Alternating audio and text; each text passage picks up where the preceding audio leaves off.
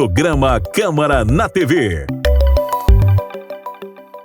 No programa de hoje, vamos falar sobre como lidar com pessoas com deficiência. Você sabia que, segundo o censo de 2010 do IBGE, no Brasil, 45,6 milhões de pessoas têm alguma deficiência, o que representa 23,9% da população? A inclusão das pessoas com deficiência é fundamental para a organização, tanto pela responsabilidade social, quanto pela aprendizagem da equipe e por respeito a esse público.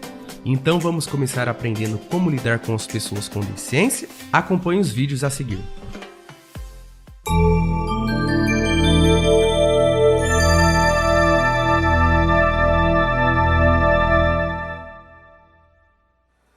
Você já reparou que quando se fala em deficiência, ela toma conta de tudo? Pronto, agora só se vê a deficiência. Ela nunca é vista como mais uma das características da pessoa. Assim como a gente fala que uma pessoa é alta, tem cabelo castanho, é ansiosa ou otimista, deveríamos falar que tal pessoa tem uma deficiência. Não? A deficiência é apenas mais uma característica da condição humana. Claro que uma característica importante, mas ela não é maior que a pessoa. A pessoa com deficiência é, antes de mais nada, uma pessoa, com suas peculiaridades, qualidades, contradições, manias, dilemas. É bem básico isso, né? Mas só porque é simples, não significa que seja fácil. A nossa sociedade, por exemplo, mostra o tempo todo como não considera fácil. Não só por preconceito, que ainda é muito forte, mas por desconhecimento mesmo. Então, deixa eu te passar umas dicas para que isso fique mais fácil. Não que existam regras, ok? Mas existem sim alguns pontos que valem a pena compartilhar. Então, vamos lá? Olha só, não faça de conta que a deficiência não existe. Ela existe. Não existe? Depois de identificá-la, não subestime nem superestime as dificuldades. O drama todo está na sua cabeça. A deficiência existe, ela exige adequações e respeito à história de cada um. Pronto, tá tudo bem. Segundo ponto, as palavras agem sobre as pessoas. Você já deve saber disso. Essas mesmas palavras, elas podem ou não discriminar. O que dizemos mostra o que pensamos e em que acreditamos. Então, use os termos corretos.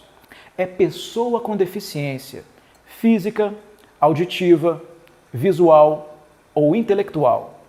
E não portador de deficiência, pessoa com necessidades especiais ou deficiente.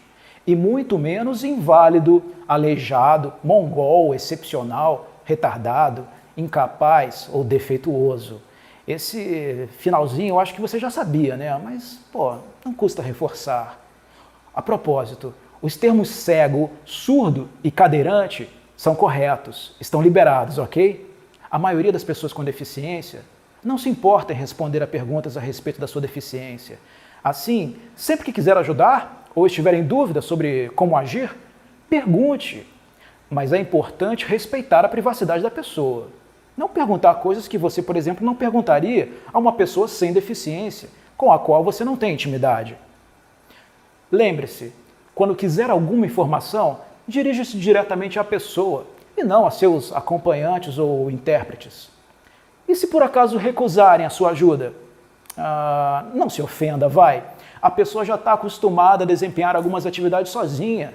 E uma ajuda, por mais bem intencionada que seja, ela pode alterar sim um ritual que já funciona bem. E se te pedirem ajuda e você não se sentir seguro? Não vai ajudar de qualquer jeito, né? Por favor. Não tem nada de errado em recusar ajuda a uma pessoa com deficiência se você não se sente à vontade. Procure ou indique uma pessoa que possa ajudar. Todo mundo ganha. Você não deve ter receio de fazer ou de dizer alguma coisa errada. Haja com naturalidade. Se porventura alguma situação inusitada acontecer, uma boa dose de delicadeza, sinceridade e bom humor nunca falham.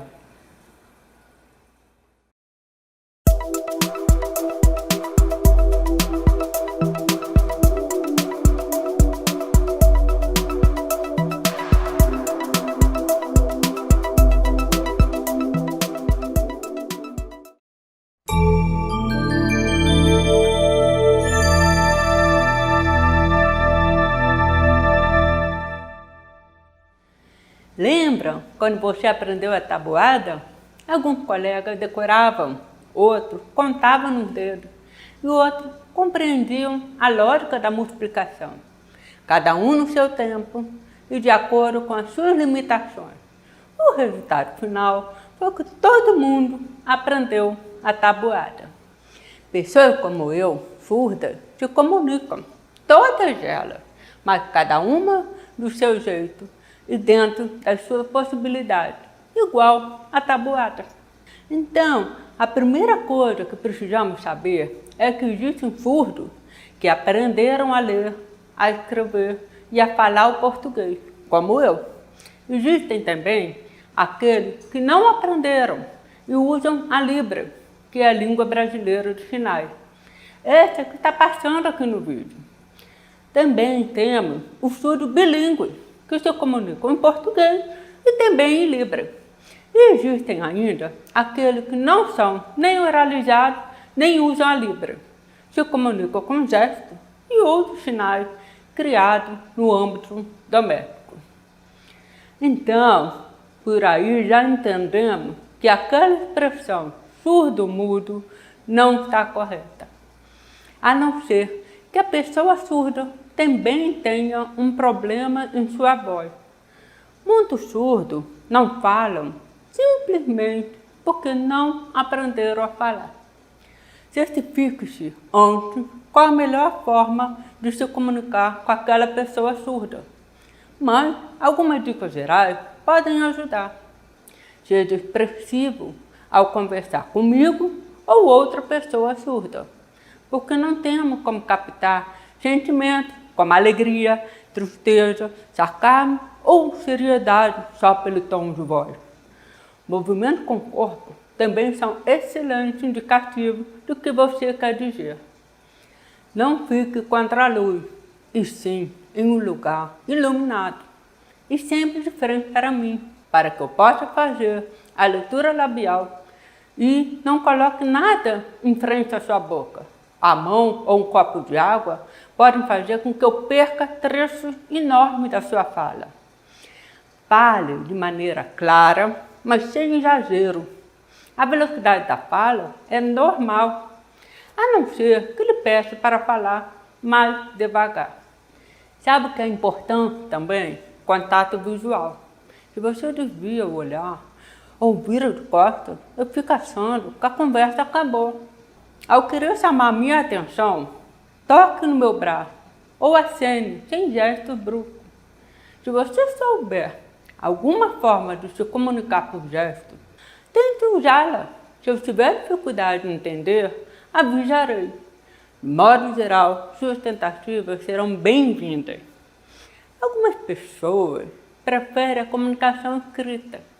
Outras preferem perguntas cuja resposta seja sim ou não. Não precisa ficar ansioso. Assim que entender a melhor forma, a comunicação irá fluir. Até agora, falei como eu posso te entender. Mas você precisa me entender também, né? A nossa dicção nem sempre é boa. Se tiver dificuldade em me entender, não se acanhe e peça para eu repetir.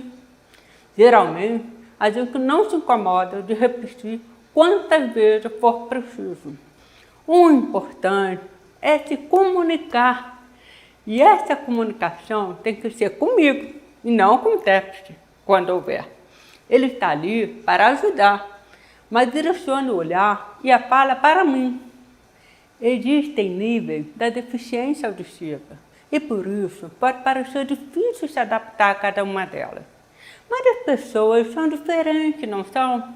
E a gente lida com as particularidades de cada uma todos os dias, sejam deficiências ou não.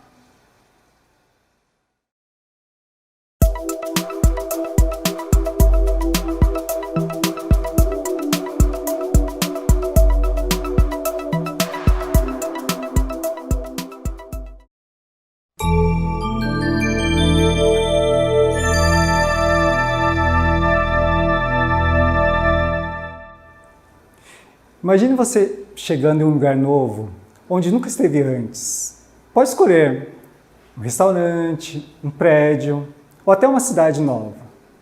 Você para, olha, reconhece o lugar. Rapidamente, o lugar em si deixa de ser uma novidade, e sim as pessoas, as sensações e os seus pensamentos sobre tudo o que acontece. Para mim, que sou cego, é um pouco diferente. O lugar em si demora para deixar de ser uma questão. Homem abre sua bengala. A minha bengala me mostra tudo e todos a um passo.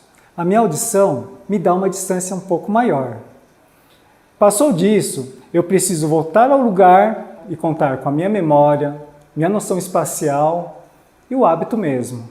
Quando eu precisar, a forma correta de ajudar faz toda a diferença. O primeiro passo é se identificar. Tenha certeza de que eu entendi quem está falando comigo. Parece óbvio, mas não é. Estamos muito acostumados a ter a visão como primeiro sentido.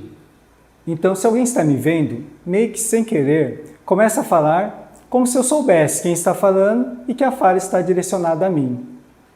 Depois disso, importante é perguntar como pode me ajudar. Se for pegar minha bengala para me guiar, isso me deixa desnorteado e inseguro. Se for me empurrando pelo braço, também. Essas duas formas não funcionam. A pessoa que enxerga deve funcionar como escudo para possíveis obstáculos. Entra mulher jovem. Oi, Márcio, é a Miriam. Oi, Miriam. O ideal é que a pessoa que for me ajudar fique posicionada na minha frente, ofereça seu cotovelo dobrado ou seu ombro. Mulher se posiciona em frente ao cego, com o cotovelo dobrado, para guiá-lo. Dessa forma, eu consigo sentir seus movimentos. Se ela para, eu sinto. Se ela for para um lado ou para o outro, também. Se ela for para um lugar estreito, ela coloca o braço para trás e eu consigo saber disso. Mulher sai. A comunicação também é muito importante. Me avise com antecedência sobre degraus e buracos.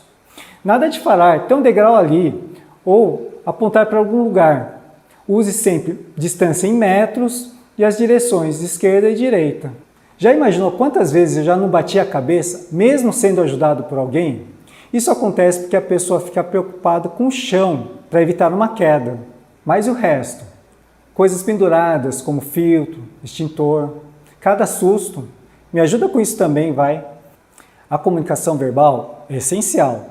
Inclusive quando você se afastar de mim ou for sair do local. Você não sabe quantas vezes eu fiquei falando sozinho. Uma outra dica que me ajuda bastante é descrever rapidamente o ambiente. Isso também vale quando for servir comida para mim.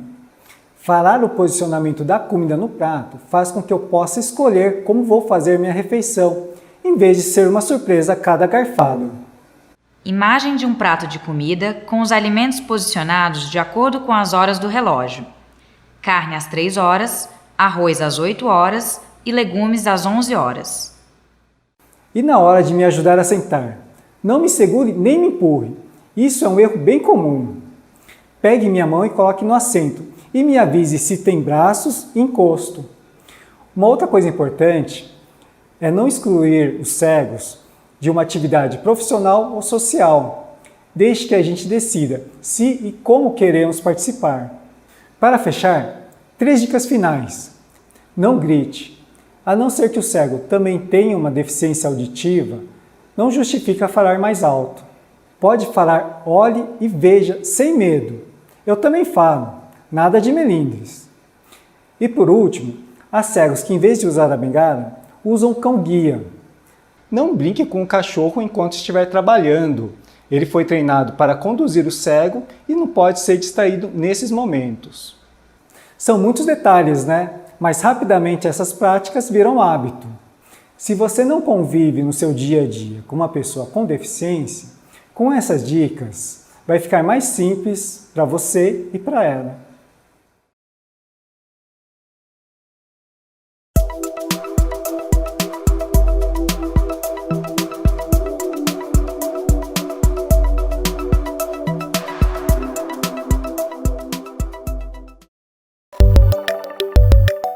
Programa Câmara na TV.